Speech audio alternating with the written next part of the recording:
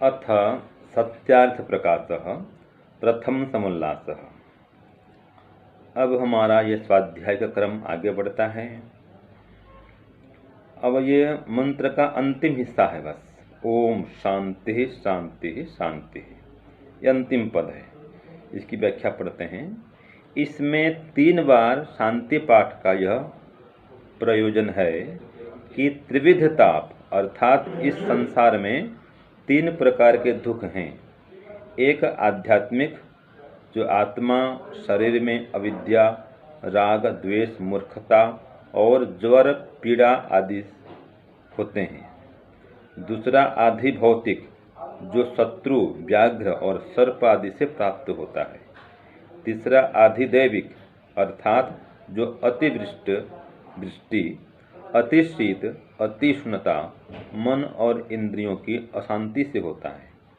इन 3 प्रकार के क्लेशों से आप हम लोगों को दूर करके कल्याणकारक कर्मों में सदा प्रवृत्त रखिए, क्योंकि आप ही कल्याण स्वरूप सब संसार के कल्याणकर्ता और धार्मिक मुमुक्षुओं को कल्याण के दाता हैं। इसलिए आप स्वयं अपनी करुणा से सब जीवों के हृदय में प्रकाशित होइए कि जिससे सब जीव धर्म का आचरण और अधर्म को छोड़ के परमानंद को प्राप्त हों और दुखों से पृथक रहें। ये स्वामी दयानंद लिखते हैं सत्यार्थ प्रकाश में। तो जो हमने कल पढ़ा था कि त्वम एव प्रत्यक्षम ब्रह्मासि, त्वाम एव प्रत्यक्षम ब्रह्म वदिष्यामि, हितम वदिष्यामि, सत्यम वदिष्यामि, तन्मावतु तद्वक्तारम अवतु, अवतु मम अवतु वक्तारम। ये मैंने पहले पढ़ा था। ये मंत्र का टुकड़ा था। सबसे आरंभ में स्वामी जी ने ये प्रार्थना की थी। तो ये बहुत अच्छा उनकी शैली है उनकी। तो उन्होंने क्या कहा था? ओम शन्नो मित्रः शं वरुणः, शन्नो भवत्वर्यमा, शन्न इन्द्रो बृहस्पतिः, शन्नो विष्णुरुक्रमः। ओम नमो ब्रह्मणे नमस्ते वायो, त्वमेव प्रत्यक्षं ब्रह्मासि, त्वामेव प्रत्यक्षं ब्रह्म वदिष्यामि, ऋतं वदिष्यामि, सत्यं वदिष्यामि, तन्मावतु तद्भक्तारम् अवतु, अवतु माम् अवतु वक्तारम्, अवतु माम् अवतु वक्तारम्, अवतु माम् अवतु वक्तारम्। ओम शांति शांति शांति। ये शुभारंभ हुआ था सत्यार्थ प्रकाश का। तो आज के पाठ में यही ओम शांति शांति शांति की व्याख्या है। तो ये जो मंत्र था इसकी व्याख्या पहले हमने पढ़ लिए थे। अब जो 3 बार शांति शांति शांति कहते हैं, क्यों कहते हैं? बहुत लोग प्रश्न पूछते हैं कि स्वामी जी 3 बार ये शांति पाठ क्यों करते हैं, ओम शांति शांति शांति क्यों बोलते हैं? तो इसका उत्तर स्वामी जी खुद लिखते हैं कि 3 प्रकार का दुख है। आध्यात्मिक दुख, आधिदैविक दुख, आधि भौतिक दुख। तो इन तीनों दुखों से शांति के लिए ईश्वर से प्रार्थना करते हैं और 3 बार ये शांति पाठ करते हैं। तो आध्यात्मिक दुख क्या है? जो अपनी गलती से मिले। आत्मा शरीर में अविद्या के कारण, राग द्वेष के कारण, मूर्खता से, अपनी मूर्खता से हमको जो दुख मिले, कष्ट मिले, कोई बुखार आ जाए, तो इसको बोलते हैं आध्यात्मिक दुख।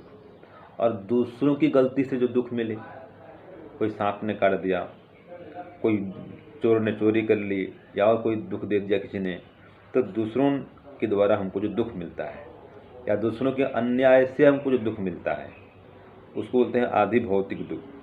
और आधिदैविक दुख माने जो दैवी प्रकोप से दुख मिलता है, अर्थात प्राकृतिक प्रकोपों से दुख मिलता है। अति गर्मी, अति शीत, बाढ़, भूकंप, आग लग जाना आदि आदि। तो इन भौतिक कारणों से नहीं, भौतिक मतलब दैविक कारणों से या प्राकृतिक कारणों से हमको जो दुख मिलता है उसको बोलते हैं आधि दैविक दुख। और मन और इंद्रियों में अशांति होती है, उससे भी दुख पैदा होता है। तो इन तीनों दुखों से, आध्यात्मिक, अधिदैविक और अधिभौतिक, तीनों दुखों से शांति के लिए ईश्वर से प्रार्थना करते हैं कि हे ईश्वर, आप हमको इन तीनों दुखों से दूर करिए।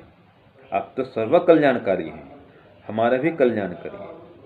तो धर्मात्मा सज्जन का तो कल्याण करते ही हैं, तो हमारे भी, या हमारे लिए भी कल्याणकारी होइए, हमारा भी कल्याण करिए।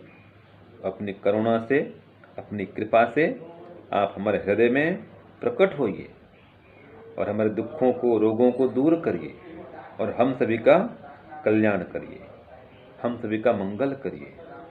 तो 3 बार शांति शांति शांति ये पाठ करते हैं कि हे परमात्मा, हमें सब प्रकार के दुखों से आप शांत कर दीजिए, सब प्रकार के रोगों से हमें शांत कर दीजिए।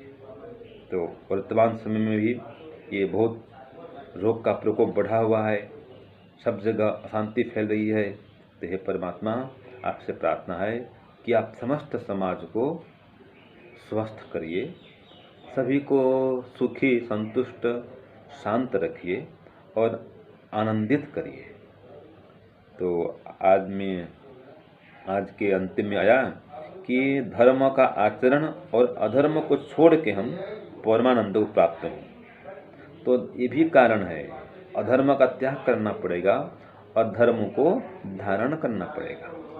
एक कारण ये भी बोलते हैं, आज जो अभी अशांति फैल रही है, रोग का प्रभाव बढ़ रहा है, ये भी कारण मानते हैं कि अधर्म अन्याय बहुत हो गया था, पाप बहुत बढ़ गया था।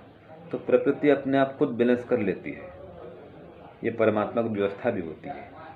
तो हम सब लोग धर्म को धारण करें, कभी अधर्म का आचरण नहीं करें और सदा स्वस्थ रहें, सुखी रहें। तो ईश्वर से यह प्रार्थना करते हैं, हे प्रभु, आप सभी को स्वस्थ बनाइए, निरोग बनाइए, आयुष्मान बनाइए और तीनों प्रकार के दुखों से सबको पृथक रखिए। ओम शांति, ओम शम। सबको सादर नमस्ते जी। ॐ शन्नो मित्रः शं वरुणः शन्नो भवत्वर्यमा शन्न इन्द्रो बृहस्पतिः शन्नो विष्णुरुक्रमः ॐ नमो ब्रह्मणे नमस्ते वायो त्वमेव प्रत्यक्षं ब्रह्मासि त्वामेव प्रत्यक्षं ब्रह्म वदिष्यामि ऋतं वदिष्यामि सत्यं वदिष्यामि तन्मावतु तदवक्तारमवतु अवतु माम् अवतु वक्तारम् ॐ शांति शांति शांति। प्यारे भाइयों बहनों, सादर सा प्रेम नमस्ते। तो हमने जिस मंत्र की व्याख्या महर्षि दयानंद सरस्वती सत्यार्थ प्रकाश के प्रथम समुल्लास में कर रहे हैं, जिसमें परमात्मा के 9 नामों की चर्चा हुई है, मित्र, वरुण, अर्यमा, इंद्र, बृहस्पति, विष्णु, उरुक्रम, 7 नामों की चर्चा यहाँ पर आई है। 1 2 3 4 5 6 7। तो इन 7 नामों के बाद में फिर हमने नमो ब्रह्मणे नमस्ते वायो, अब यहाँ पर भी वायु, ब्रह्म परमात्मा के ही नाम है, इनको भी खोला जा रहा है। तो पूरे ही इस मंत्र का महर्षि दयानंद सरस्वती ने बहुत ही सुंदर इसका अर्थ किया है। परमेश्वर की प्रार्थना है और परमेश्वर से अपने लिए अपना भी आत्मसमर्पण है और आगे के लिए वैदिक वाणी को प्रचार प्रसार करने के लिए अपनी बात भी भगवान से प्रार्थना में कही गई है कि मैं जो कुछ कहूँगा सत्य कहूँगा, जो कुछ कहूँगा रित कहूँगा, आपकी कही हुई वाणी को ही कहूँगा। ऐसे मुझ सत्य आप्त वक्ता की रक्षा कीजिए, हे प्रभु मेरी रक्षा कीजिए, मेरी रक्षा कीजिए। बार बार इस प्रकार से इसमें रक्षा का विषय आया हुआ है। तो मैंने इसका काव्य किया है, मैं इस अपने काव्य को कहूँगी। तो जैसा कि अभी आप स्वामी जी को सुन ही रहे थे कि महर्षि दयानंद सरस्वती ने क्या कहा है गद्य में कि वो परमात्मा कैसा है, तो कहा अनंत बलवान है। ऐसे ब्रह्म को जो सबसे बड़ा है, सबका अधिष्ठाता है, सबका स्वामी है, हम नमस्कार करते हैं और हम उसी को ही ब्रह्म कहते हैं, वही हमारे ब्रह्म हैं। अर्थात उसी ब्रह्म को हम नमस्कार करते हैं क्योंकि वही अंतर्यामी रूप से प्रत्यक्ष ब्रह्म हो सकते हैं और हैं। मैं आपको ही हे प्रभु ब्रह्म कहूँगा, क्योंकि आप सब सब जगह पर व्याप्त हो रहे हैं और सभी को नित्य प्राप्त आप ही होते हैं। इसीलिए जो वेद की यथार्थ आज्ञा है, मैं उसी का ही पालन करूँगा, उसी का ही के ही उपदेश का आचरण भी करूँगा। सदा सत्य बोलूँगा, सत्य ही मानूँगा, सत्य ही करूँगा। इसीलिए आप मेरी रक्षा कीजिए, मुझ आप तो सत्यवक्ता की रक्षा कीजिए। मैं आपकी आज्ञा में, आपकी आज्ञा के द्वारा मैं अपनी बुद्धि को आप में स्थिर करके चलूँगा। मैं कभी भी आपके विरुद्ध या विपरीत आचरण नहीं करूँगा, क्योंकि आपके अनुकूल चलना ही धर्म है और आपके विपरीत चलना ही अधर्म है। इसीलिए इसमें बार बार यह जो पाठ की आवृत्ति हुई है कि अवतु माम अवतु वक्तारम तन्मावतु तद वक्तारम अवतु, मुझ वक्ता की रक्षा कीजिए, मेरी रक्षा कीजिए, हे प्रभु मेरी रक्षा कीजिए, मुझ वक्ता की रक्षा कीजिए। ये बार बार जैसे किसी क्रिया को एक से दो बार कह देते हैं ना, कि इस काम को करिए करिए इस तरह से, या कहीं जाइए जाइए, जैसे कहा जाता है ना, इसमें भी स्वामी जी लिखते ही हैं, कश्चित कंचित प्रतिबद्धति त्वम ग्रामम गच्छ गच्छ, तू शीघ्र ही ग्राम को जा। तो इसी प्रकार से इस यहाँ पर भी परमात्मा से बारंबार प्रार्थना की गई, प्रभु मेरी रक्षा करिए, मेरी रक्षा करिए। वास्तव में व्यक्ति की रक्षा होती ही तभी है जब वो धर्म मार्ग पर चलता है। धर्म क्या है? सत्य। सत्य के ऊपर चलता है, जब सत्य ही बोलता है, सत्य ही सोचता है, सत्य ही आचरण में लाता है, तो ऐसा व्यक्ति ही फिर अधर्म से तो घृणा करता है और धर्म से प्रीति करके उस परम पिता परमेश्वर की प्राप्ति करता है। तो इस प्रकार से इस मंत्र के भीतर का भाव है। और फिर 3 बार शांति पाठ कर दिया गया है। उसमें कहा गया है कि मेरी आध्यात्मिक, अर्थात जो मेरी आत्मा, शरीर में अविद्या है, राग द्वेष है, मूर्खता है, ज्वर पीड़ा आदि है, इन सभी दुखों से मुक्ति कीजिए, अर्थात शांति दिलाइए। और आदि भौतिक जो शत्रु हैं मेरे, व्याघ्र सर्प आदि हैं, उनसे मेरी मुझे शांति दिलाइए। और आदि दैविक जो अतिवृष्टि, अवृष्टि, अतिशीत, अतिउष्णता, मन और इंद्रियों की अशांति है, इन सभी से मुझे, इन तापों से बचाइए और मुझे शांति दिलाइए। और आप ही दिला सकते हैं, क्योंकि आप ही कल्याण स्वरूप हैं, आप ही सबके कल्याण करता है। इसीलिए आप स्वयं अपनी करुणा से सबके जीवों के हृदयों में प्रकाशित होजिए, जिससे सब जीव धर्म का तो आचरण करें और अधर्म को छोड़ करके परमानंद को प्राप्त करके समस्त दुखों की निवृत्ति कर सकें। तो मैं अब इसको काव्य में कहती हूँ। नमस्कार हे ब्रह्म महान, नमस्कार वायु बलवान, वायु परमेश्वर का नाम। नमस्कार हे ब्रह्म महान, नमस्कार अनंत बलवान, प्रत्यक्ष ब्रह्म तब अंतर्यामी, प्रत्यक्ष ब्रह्म तब अंतर्यामी, आप ही को ब्रह्म कहूँ मैं स्वामी, क्योंकि आप सर्वत्र हो व्यापक, सबको प्राप्त नित्य हर धामक।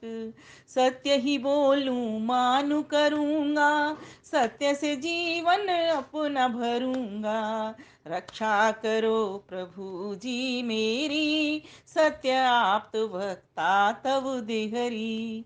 चलूं आपकी आज्ञावर कर, बुद्धि रहे आप में स्थिर, कभी विरुद्ध ना हो आपसे, धर्म वही आज्ञा जो चलते। आज्ञा के विरुद्ध अधर्म है, शोभित ना मुझको ये कर्म है, पुनः निवेदन प्रभु आपसे, रक्षा करिए मेरी ताप से। सदा धर्म पर चलता जाऊं, कर घृणा अधर्म से कृपा को पाऊं, मानूंगा उपकार आपका, छुड़ाओ बंधन तीनों ताप का। शांति कीजिए प्रभु त्रिभुवन में, जल में थल में तन में मन में, शरणागत को शरण दीजिए, भवबंधन से पार कीजिए, भगबंधन से भवबंधन से मुक्त कीजिए। तो इस प्रकार से ये परमात्मा से प्रार्थना है, हम सभी भी इस तरह के अपने भाव बनाए रखें, तो मेरा ऐसा मानना है। और भाव के साथ साथ कुछ पुरुषार्थ भी करते रहें, तभी हमें वो मंजिल प्राप्त होती है। अब मन में विचार आया कि हमें किसी के घर जाना है, विचार तो आया, जिज्ञासा भी की कि जाना चाहिए, है ना, और जाने की लगन भी है, उतावलापन भी है मन के भीतर, उमंग भी है, उत्साह भी है, लेकिन चल नहीं रहे हैं तो मंजिल तक नहीं पहुंचेंगे। इसीलिए जो भी भाव उठ रहा है हमारे भीतर, जो भी जिज्ञासा आ रही है उस ईश्वर को समझने की, तो खोज करने के लिए तो निकलना ही पड़ेगा, अर्थात पुरुषार्थ करना ही पड़ेगा। तो पुरुषार्थ के लिए हमने पिछले अध्याय में पढ़ा था ना, सप्तम में अष्टांग योग का हम पालन करने वाले बने। जो अष्टांग योग है महर्षि पतंजलि का, उसके ऊपर चलने वाले बने। यम नियम आसन प्राणायाम व्यायाम, है ना, प्रत्याहार धारणा ध्यान समाधि, इस प्रकार से योग के 8 अंगों को अपने जीवन में धारण करने वाले बने। तो इस प्रकार से फिर प्रार्थना और पुरुषार्थ जब दोनों मिल जाते हैं प्रकृष्टता के साथ में, इसलिए पुरुषार्थ और प्रार्थना दोनों ही बहुत ही अच्छे प्रकृष्टता से करने के काम हैं। इसीलिए हमको मन के भीतर सुंदर भाव बनाए रखना है, ईश्वर से प्रार्थना करनी है, लेकिन कोरी प्रार्थना नहीं, पुरुषार्थ के साथ करनी है, तो अवश्य ही हम सफल होंगे। आप सभी का धन्यवाद। नमस्ते।